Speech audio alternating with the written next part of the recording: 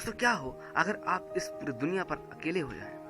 दोस्तों मेरा नाम है रूप कुमार पांडे और आप देख रहे हैं नॉलेज वर्क में। दोस्तों ये कहानी है एक ऐसे इंसान की जिसकी जो प्रबल इच्छा थी कि मैं इस पूरे संसार पे अकेला रहूं और पूरे संसार पे मेरा राज्य हो। दोस्तों इस ख्वाब को भगवान ने पूरा कर दिया, क्योंकि भगवान चाहते थे इस इंसान की आंखों में बंधी पट्टी को खोलना।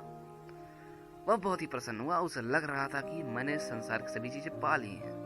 वह पहुंचा अपने घर और घर देखता है तो वह जो एक साधारण सा घर था वह अब एक सुंदर से घर में बदल चुका था। वह बहुत ही खुश हुआ, उसे लग रहा था कि मुझे मेरे जीवन की जो सभी चीजें हैं मैंने पा ली हैं। उसकी जिंदगी बहुत ही उसे अच्छी लग रही थी, उसे लग रहा था कि मैं अब इस पूरे संसार का राजा हो गया हूँ। उसे बरसों से भूख लगी थी और वह खूब चीजों को खाने में लग गया, क्योंकि उसके घर में खाने की कोई कमी नहीं थी दोस्तों। वो भी उसे कुछ समय के लिए ही मिली थी। वह लेकिन आगे की चीजों को नहीं सोच रहा था कि फ्यूचर में मेरा क्या होगा।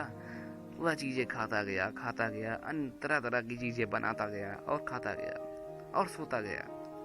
और उसे लग रहा था दोस्तों कि मेरी जो जिंदगी है क्या खूब है, मुझे कुछ करना भी नहीं पड़ रहा है, मैं खूब खा पी रहा हूँ, बढ़िया मेरी जिंदगी तो मजे से कट रही है। टाइम बीतता गया, समय चलता गया और दिन बीतता गया और उसकी अयासी में कोई कमी नहीं आई और उसकी लाइफ तो मानो बहुत ही बेहतरीन हो चुकी थी दोस्तों। उसकी लाइफ तो ऐसी हो गई थी कि उसे लग रहा था कि अब इस संसार में मुझे कोई दुखी नहीं है। होता क्या, समय बढ़ता गया। समय तो दोस्तों कभी किसी के लिए रुका नहीं है, तो इसके लिए भी कैसे रुकता। दोस्तों एक दिन उसे अपने दोस्त की याद आई। उसने फोन किया और देखता क्या है दोस्तों, फोन उठता ही नहीं है। वह थोड़ा घबरा जाता है, उसे लगता है दोस्तों फोन क्यों नहीं उठ रहा है। दोस्तों फोन उठता भी कैसे, क्योंकि वो इंसान तो अभी इस दुनिया में था ही नहीं।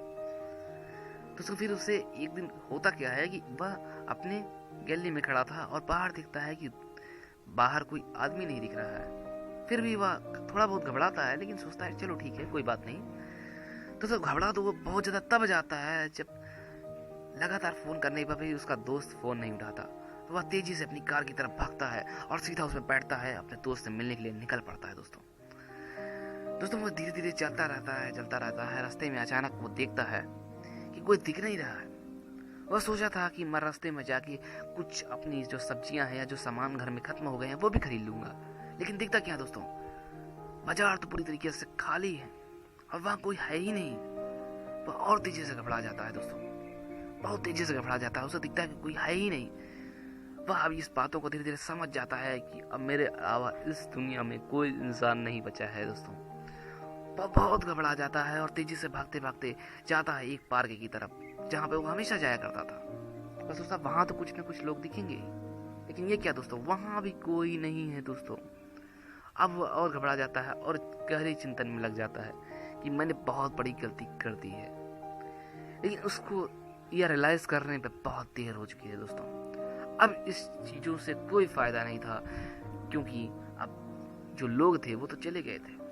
दोस्तों वह सोचने लगा कि क्या मेरी जिंदगी थी, मेरे दोस्त थे, मेरी फैमिली थी, मेरा सब कुछ थे, मेरे जो भी चीजें मुझे यूज करना चीजें काम पड़ता था, मैं जाता था बाहर से खरीद लाता था, मैं मंडी जाता था वहां से सब्जियां लाता था, मुझे कपड़े चाहिए थे मैं कपड़े लाता था, क्योंकि उनको कपड़ों को बनाने वाला या जो सब्जियों को उगाने वाला भी तो चाहिए दोस्तों। जब वही नहीं होंगे तो फिर वो चीजें यूज कैसे करेगा। उसे ये चीजें अब समझ में आ गई थी और यह सभी चीजें भगवान देखकर उसे सब चीजें माफ करके फिर से चीजें लौटा दिया दोस्तों ये कहानी हमें ये सीख देती है कि हमें जो भी हमें मिला है उसमें हमें प्रसन्न रहना चाहिए। दोस्तों यहाँ पे जितने भी इंसान हैं वो सभी एक दूसरे पर डिपेंड है। कोई अकेला इंसान इस दुनिया में कुछ नहीं कर सकता, क्योंकि दोस्तों अगर राजा भी है वो तभी राजा है जब प्रजा है। जब प्रजा ही नहीं रहेगी तो दोस्तों राजा कैसे हो सकता है। दोस्तों इसलिए हमें सभी मानव जाति को एकता भाव से रहना चाहिए, धर्म को नहीं जोड़ना चाहिए। Thank you so much.